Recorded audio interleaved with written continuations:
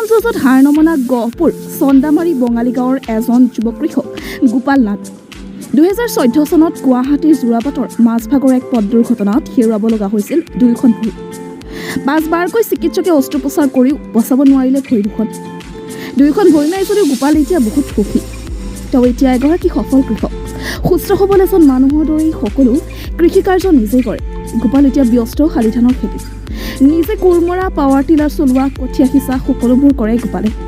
শাক পাচলি যেনে লেচেৰা বেঙেনা ভোট জলকীয়া সকলোবোৰ খেতি কৰে গোপাল নাগে নিজৰ চাহ বাগানতো দিনৰ দিনটো ব্যস্ত থাকে। দুয়োখন ভৰি নথকা স্বত্তেও সকলো কাম অনায়াসে কৰিব পাৰে যুৱকগৰাকীয়ে। তেওঁ জিলা ভিত্তিত লগতে মহকুমা ভিত্তিত কৃষক হিচাপে সন্মানো লাভ কৰিবলৈ সক্ষম হৈছে। বিভিন্ন সময়ত হাঁহি হাঁহি সকলোবোৰ কাম অনায়াসে কৰি গৈছে গোপালে।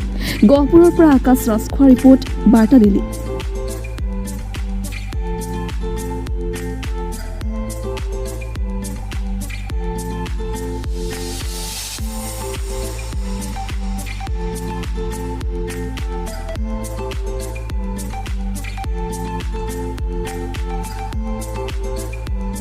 ধৰক খালী খেতিৰ সময় এই দুবাৰমান হাল মাৰিলোঁ পথাৰত, ধৰক কঠীয়াও পৰা হ'ল আৰু লগতে মোৰ শাক পাচলিৰ খেতিও যথেষ্টখিনি আগবাঢ়িছে।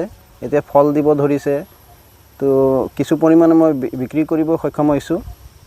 আৰু এতিয়া এই আপোনালোকে দেখিছে যে পথাৰত এই 3 নম্বৰ চাষ মাৰিবৰ কাৰণে মই নিজে পাৱাৰ টিলাৰ লৈ পথাৰত নামিছোঁ। নাই তেনেকুৱা মেজৰটো অসুবিধা তেনেকুৱা পোৱা নাই। সৰু সুৰা যদি কেতিয়াবা থাকে, ধৰক কেতিয়াবা গা বেয়া হ'ল, ধৰক জ্বৰ কাহ এইকেইটা ধৰক থাকে। আৰু মই 2014 চনত এজন লগৰীয়াক লগ কৰিবলৈ যোৰাবাটত গৈছিলোঁ। সেই সময়ত তেওঁক লগ কৰি পেলাই যেতিয়া বাছ ষ্টেণ্ড ফালে যাওঁতে এখন বাহনে পিছফালেদি খুন্দিয়াৰ ফলত এই দুৰ্ঘটনা ঘটে।